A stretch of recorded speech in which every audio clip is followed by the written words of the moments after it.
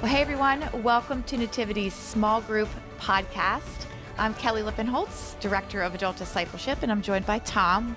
We all know who Tom is. He's the associate to the pastor.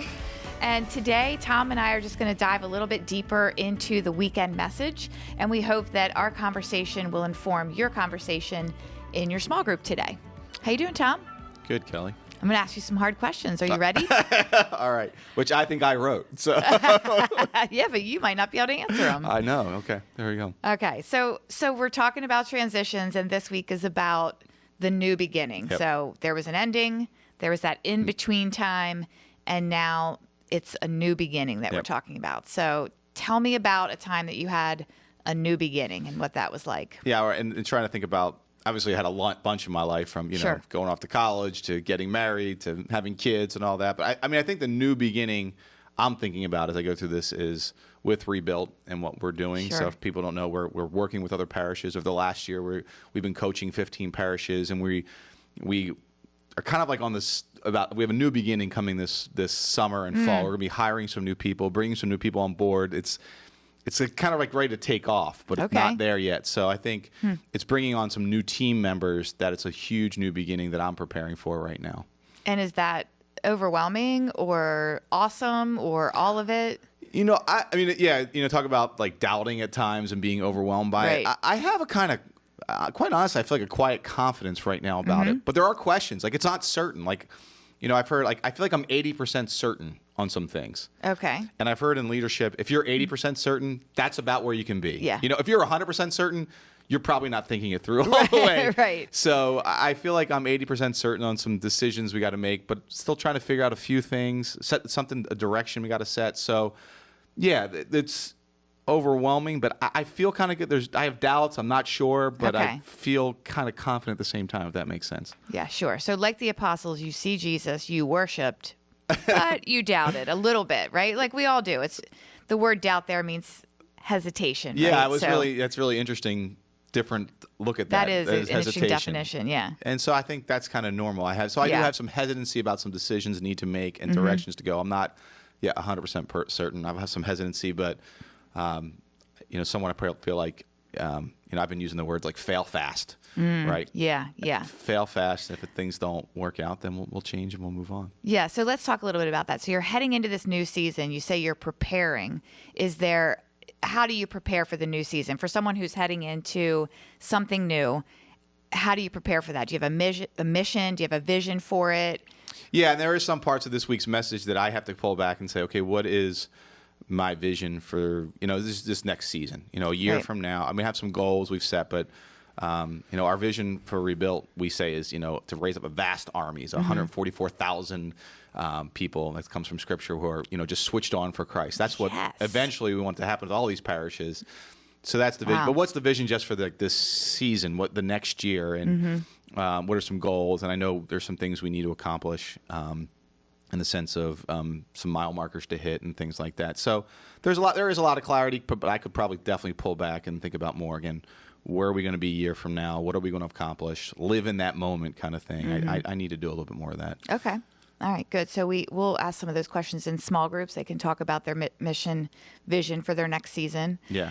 So one of the things that Father Michael said in his message this weekend was begin as you mean to go on, which is a phrase that I love. I had heard that phrase when I had babies. Okay. Because the advice was, if you don't want that baby in your bed when they're 10 years old, then begin with them in the crib. I think that's kind of tough with baby, but I got you. Yeah. If you don't want your baby to use a pacifier, then don't give them one. Don't give them one, right? Right. Yeah. And so there was all this advice around begin as you mean to go on. But what does that look like if you're starting a new job or moving to a new city, or I was going to say having a baby, but I just mentioned those ones. Yeah. So what's that advice for other kinds of transitions? Yeah. The begin as you mean to go on. I actually have heard Brian Crook on our team say that all the time. And that's kind of where it's been in my head from Brian.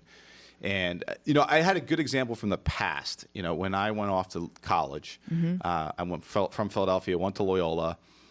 The one habit I knew I was going to keep was I was going to go to Mass on Sundays. Like, I knew my faith was important to me, and somewhat I awoken to that. But I remember the very first Sunday, I went to Loyola. I had friends at Goucher, And so I went up to Goucher. I'm like, I have to get back to Loyola for Mass. And they're like, do they check on you to make sure you go to Mass? Like, I kept saying it, but it was just in my heart. Yeah. And so, but I think what I knew intuitively there was I need to go the very first Sunday because my faith is important to me. I want to own it. But if I don't go that very first Sunday, it's not going to happen. Yeah. And so it's a good example for me in my life where I know I did that. Begin as you mean to go on. So I think what is that one habit in the new season? I'm trying to think about. So I know one thing I want to do, trying to bring somebody on for Rebuilt that I'm going to be working with closely. I'm like, I got to meet every single week with that person. There's got to be like, if, whoever that hire becomes, I got to meet weekly with that person. I did that actually with Sue on our team. So I don't know if Sue's listening to this, but when we hired Sue as director of operations, I knew really needed to invest in that. And so again, every week I would meet with her, and I even said to her, like anything that goes wrong this year is my fault. Oh my gosh. That's good leadership. Anything that goes wrong this year, that's my fault.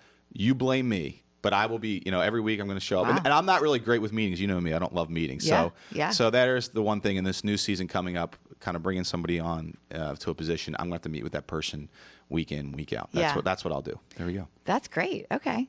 Yeah, it's good advice. I wish I'd had that advice when I just like moved to a new city, like begin as you mean to go on. Like, okay, I'm going to invest in a friendship every week. Like I had no plan for that. So I love this series because it's just making me plan for transitions and time like that. Yeah. So, okay. I want to ask, this is where I kind of got stuck on the message this week when it says all authority on heaven and earth has been given to Jesus, right? And he's passing it on to us. I just don't understand. Well, I've been playing with this idea too, and I'm trying to understand spiritual authority. And that line from the Champion song is just, I have the authority Jesus has given me. Yes. And I can't say I understand it either. Like, I'm trying to okay. I guess I'm just a little bit like, I want my eyes open to that. Mm-hmm. I do think if Jesus has called us into something, so if either Jesus has said to you, I want you to go do this. Yeah. Okay. And we step into it, we have his authority. We have his power. We don't go, again, the end of the gospel, I'm with you always till the end of the age. I'm giving you authority to go make disciples. Oh, and hey, when you're doing that, just remember I'm with you. Right. I've given you that authority. You're not doing this by yourself. Or I think, a lot of people might say, hey, I'm going off to college. I didn't really say, Jesus, where do you want me to go to college? Or I didn't really say, Jesus, do you want me to start this new job or this new season? The moms prayed for that. So Maybe don't the moms worry. did, right? So I think even if you have not invited Jesus into this point, right, you can now. And say, Jesus, I am now, that revelation, behold, I stand at the door and knock. And if you will open the door, I will come in and I will dine with you and I will be with you. That's what Jesus says. I think it's Revelation 3:20. So I think whatever it is you're going into right now, the new season, whether it's this the new summer, because we're all, I think one thing in my small group we struggle is, all right, I'm not really in a new season. Some people are, some aren't. Yeah. But even the summer is a new season at least. Yeah, and it's the fall different will be with a new your season. kids. If you have kids, it's different with your kids, and your job feels a little different in the summer sometimes. For some people, it's busier. For some people, it's a lot slower. Right. So it's just the difference. But just say, hey, Jesus, I invite you in right now. I invite you into my heart. I invite you into this season. And that we do have Jesus. By doing that, we're accessing Jesus' power and authority. And I think understanding that's an ongoing kind of thing. All right. We'll just keep working on that. Yeah. Well, I feel like you have it a little bit with the rebuilt decisions because you're saying, like, I feel weirdly calm about it. Like, maybe because you have Jesus' authority in it. Right. Not that you're not going to have no doubts or no hesitancy. Never. Yeah, right. You're never going to be 100%. But you can have maybe that more quiet confidence to say, all right, I know I don't know all the answers, but I know Jesus is with me and walking me through this, and I don't have to do this all by myself. Yeah, that's great. That's great. All right, we're going to wrap up there. Thanks for joining us today for the podcast, and we will see you next week. Thanks so much.